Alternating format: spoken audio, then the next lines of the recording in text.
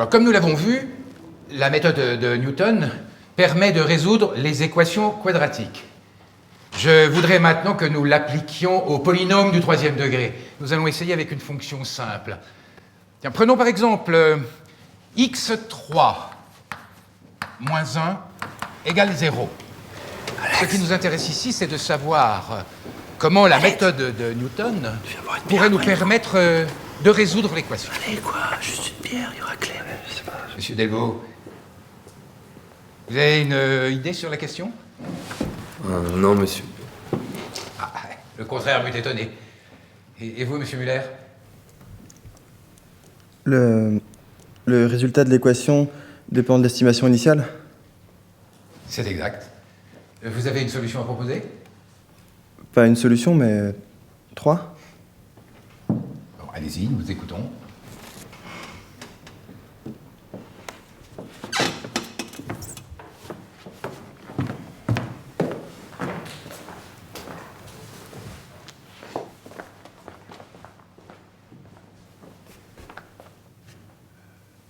Les solutions de cette équation sont bien connues. On peut les représenter sur un cercle trigonométrique.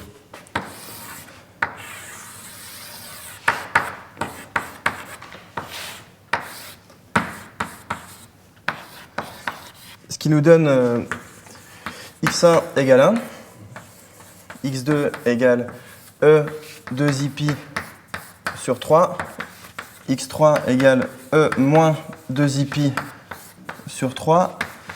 Et si l'on prend une estimation de départ, il est impossible de savoir vers laquelle de ces 3 solutions la méthode se dirige. Et vous savez démontrer pourquoi?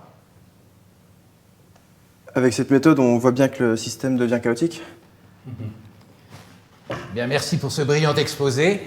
Je vois que vous avez une façon intéressante d'aborder le problème, mais permettez-moi de vous dire, c'est incomplet. C'est des tarés, ils arrêtent pas de penser à ça au cours tout le temps, ils sont fous quoi. Genre, je suis pas un robot, j'ai pas envie de faire ça quoi. Enfin, c'est ma vie à bosser. Ouais, je comprends. Il y a autre chose quoi. Je sais pas, il y a plein d'autres trucs à faire. Ah, putain, ça fait 10 minutes qu'on t'attend, qu'est-ce que tu foutais? Ouais, j'étais avec le nez. Avec le nez, bah ça va, tu t'en pas. Putain, mais Alex, t'es un génie. Tu aurais dû voir comme il a parlé au prof, c'était magique. Sérieux, tu l'as scié, il pouvait plus rien dire. Bon, qu'est-ce qu'il t'a dit après? Il a accepté d'être mon directeur de thèse. C'est génial, putain, on va fêter ça, on va boire une bière. Non, je peux pas là, je dois y aller là. T'es sûr? Ouais, j'ai un truc à terminer. Ok. Salut.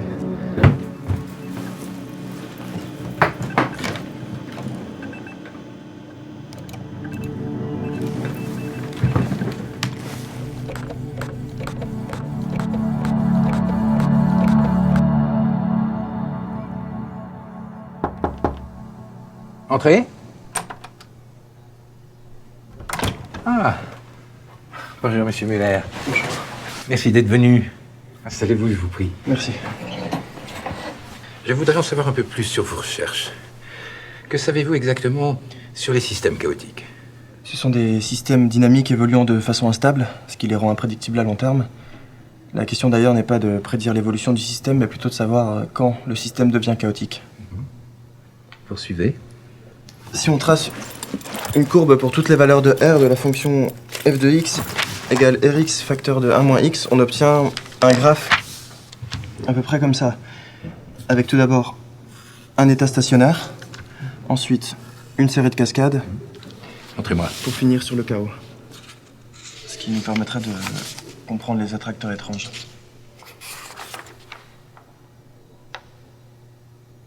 Les attracteurs étranges.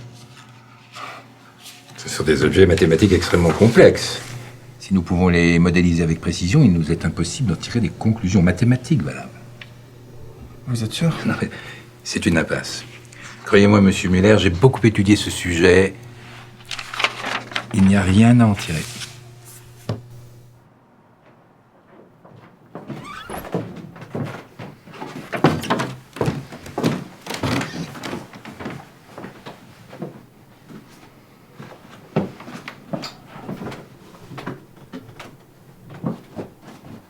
Tu cherches quoi? Un bouquin sur les nombres complexes. T'es sur le bureau?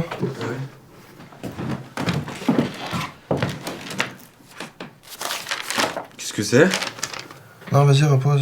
En simplifiant l'équation, j'obtiens un nombre transcendant. 4,6. Mais laisse ça, je te dis, c'est pour ma cause. Ça va, calme-toi, j'essaie juste de comprendre ce que tu fais. Correspond à quoi cette séquence? Tu peux me dire? Sur les systèmes chaotiques?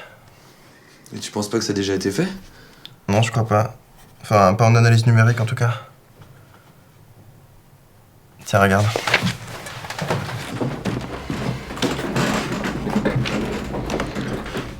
Tu vois cette courbe? Ah, si on zoome dessus, la même structure se reproduit. Encore et encore. Jusqu'à l'infini. Putain, impressionnant ton truc. Tu veux démontrer quoi avec ça? Je crois que tous les phénomènes imprévisibles sont gouvernés par une seule et même structure. Tu penses que ta séquence peut prédire les cascades du système? Ouais, de tout système non linéaire, ouais. Génial.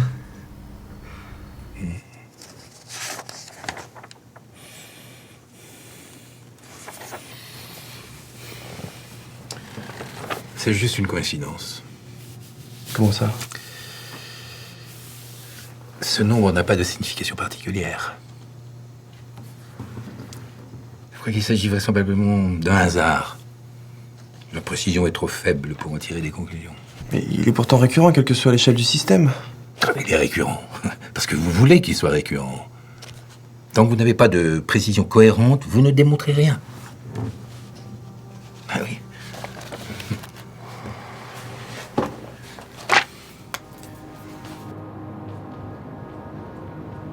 Alex?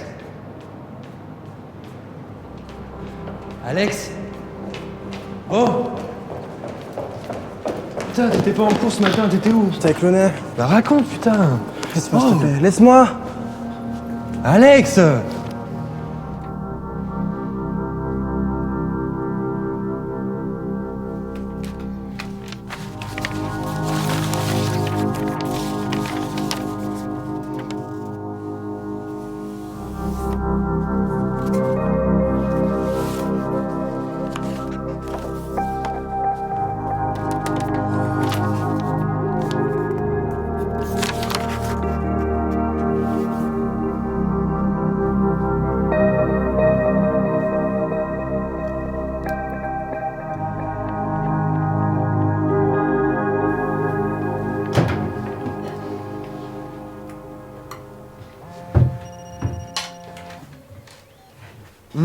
Allô? Arrête de faire le con, Jérém, je t'ai reconnu. Ouais. Oui, pardon. Ouais, je vous le passe. Alex, c'est pour toi. Oui, allô? Oui, bonjour, professeur, oui.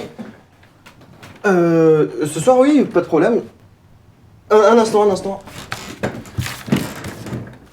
11 place Dauphine. D'accord, très bien. Dans le premier. Attendez. D'accord. Très bien, ben à ce soir. Oui, merci. Au revoir. Alors? J'ai rendez-vous chez lui. Sérieux? C'est nickel. Oh putain.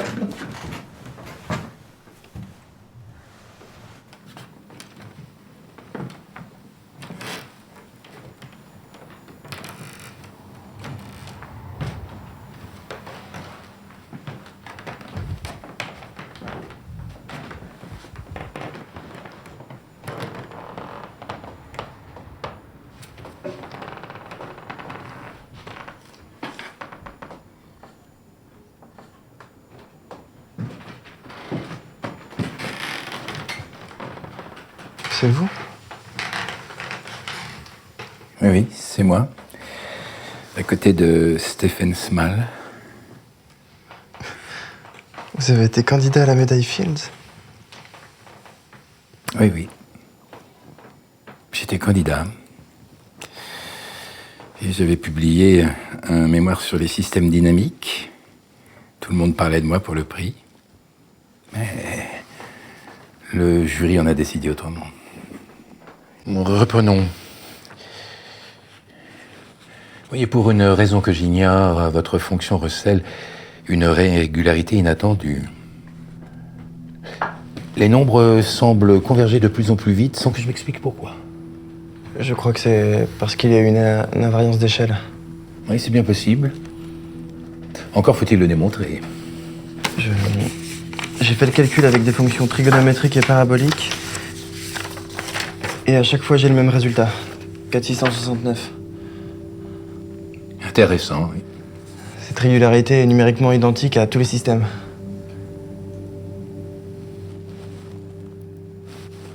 Vous en avez parlé à quelqu'un? Non, j'attendais votre réaction. Vous pensez que ce nombre a une signification particulière? Il est encore trop tôt pour vous le dire.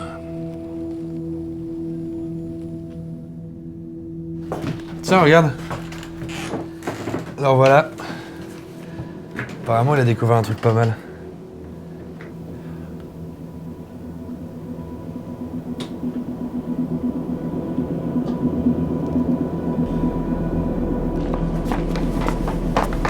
Vous m'avez menti. Qu'est-ce que vous me voulez? Vous avez publié les résultats de ma recherche. Et qu'est-ce que vous me racontez? Ouais, vous savez très bien ce que je veux dire. Non, écoutez-moi, je vous prie. Je suis pressé. On m'attend. Mais avouez. Voyons, monsieur Muller, n'insistez pas. Vous n'êtes qu'un étudiant.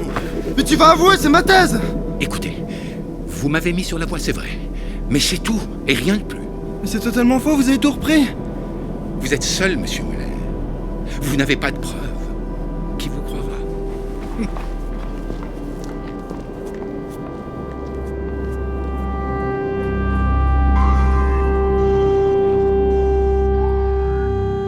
Monsieur, l'existence est un voyage que rien ne permet de prévoir. Durant toutes ces années, j'ai cherché un rapport qui définirait l'évolution des systèmes chaotiques. Chaque jour, j'ai cru faire les bons choix, prendre les bonnes décisions, afin de tout maîtriser, tout contrôler.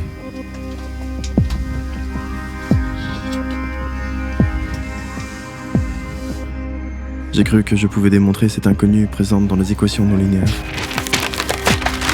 Hélas, je me suis trompé. Notre monde ne fonctionne pas comme une horloge. C'est le résultat d'une somme d'incertitudes qui nous conduisent chaque instant à faire des choix. Et face à ce désordre, c'est notre façon d'agir qui nous définit.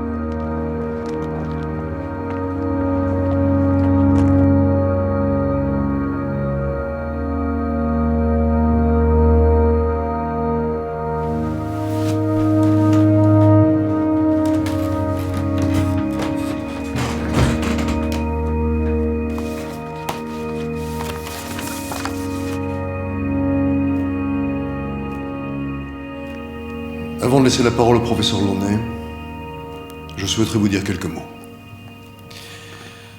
Un événement tragique a bouleversé notre université et votre promotion.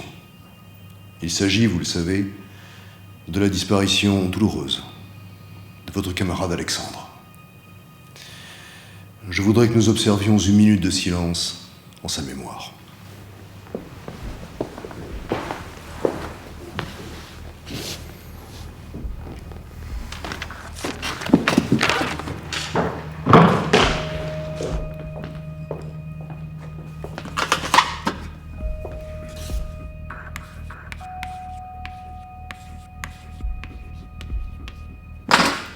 C'est bien votre découverte, monsieur le professeur. Oui, en effet. Que diriez-vous si je vous proposais une démonstration? Vous, monsieur Delvaux. Enfin, soyons sérieux. La plupart de mes collègues comprennent encore mal ce que signifie ce nom. Laissez-moi essayer. Allez-y. Instruisez-moi.